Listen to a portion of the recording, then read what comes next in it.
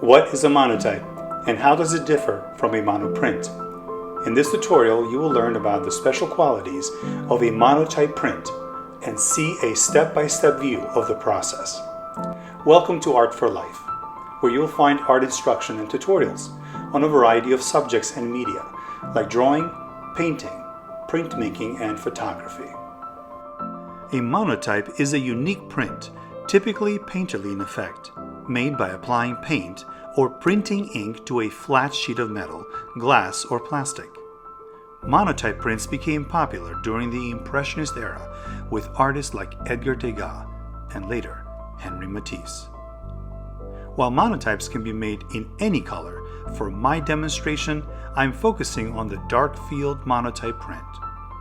Here's the subject and the photo that I'm working from, an espresso-sized coffee cup from Albania called Filgiani.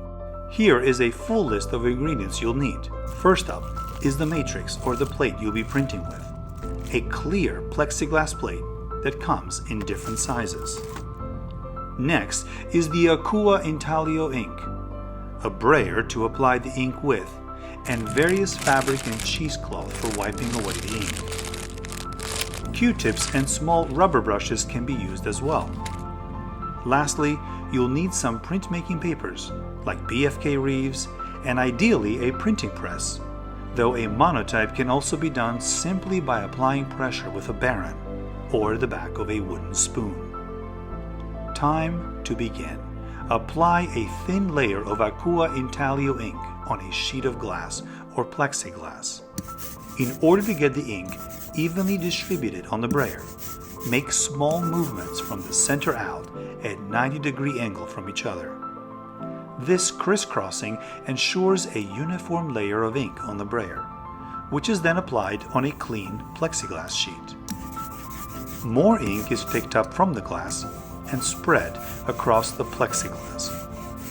You can of course cover the entire surface from edge to edge, but for this monotype, I've purposely created an asymmetrical look around the border. Time to make the drawing. It's always a good idea to wear gloves for this part of the process. Using a Q-tip or a paper stump, I begin laying a thin outline of the small coffee cup with saucer. Since there is no drawing underneath to use as a guide, this part can be a little difficult. If you make a mistake, you can of course roll new ink on top. But honestly, there is no good way to go backwards, so you must proceed with caution and care. After your initial line, it is time to bring out the cheesecloth and wipe away big areas. This also should be done slowly and carefully. Every tool you use, like the cheesecloth or the back end of a brush, and even old toothbrushes, will leave a unique fingerprint behind. This is precisely the appeal of a monotype. The variety and uniqueness of textures that one can achieve is simply unmatched. This interaction between the artist and his creation is improvisational and produces spontaneous effects. Another issue that the artist must overcome is that the monotype prints backwards, meaning that your print will be the mirror image of what you are drawing. This can be quite challenging to envision while doing it. A suggestion that I have is to flip your photo so that it's already in reverse while you're looking at it. That is what I'm doing for this monotype. The differences between regular printmaking and a monotype is that in printmaking, the image is fixed on the matrix using various techniques of scratching or etching the plate, while the monotype remains unfixed until the very instant of printing. It is the only printmaking process that feels closest to drawing or painting, which is why artists love it. Monotypes are prized not only because they are one of a kind, but it's precisely due to the textural qualities. This method of printing produces a single impression which reverses the composition from what the artist has rendered on the plate. After an hour or two of drawing and wiping away, we arrive at the culminating step, printing. The plate is placed face up on the printing press. Meanwhile, printmaking paper has been soaking for about 10 minutes. When it's time to print, The paper must be blotted between absorbent cotton sheets. Afterwards, the paper should feel damp to the touch, but not soaking wet. Carefully place the paper over the plate to be printed.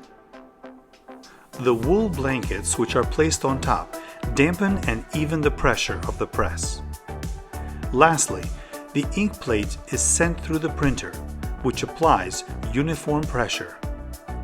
When everything goes as planned, you get one good impression, a one-of-a-kind monotype print. Not all the ink gets absorbed by the paper. Sometimes, artists pull a second impression with the leftover ink on the plate. This is called the ghost print, due to its faint appearance. Ghost prints have their own unique look and appeal. Sometimes they are sold or collected, while other times the artist may build over the ghost print by painting directly on top and creating a unique piece altogether. Here are some examples. Monotype prints have found a new resurgence in recent years. Check out some artists who primarily work with this process and produce unique compositions full of strong values and textures.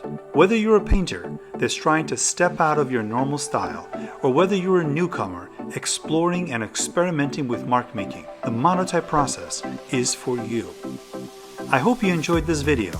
Please leave your comments below on what you found helpful, as well as suggestions for future content. Thank you for watching, and see you again soon.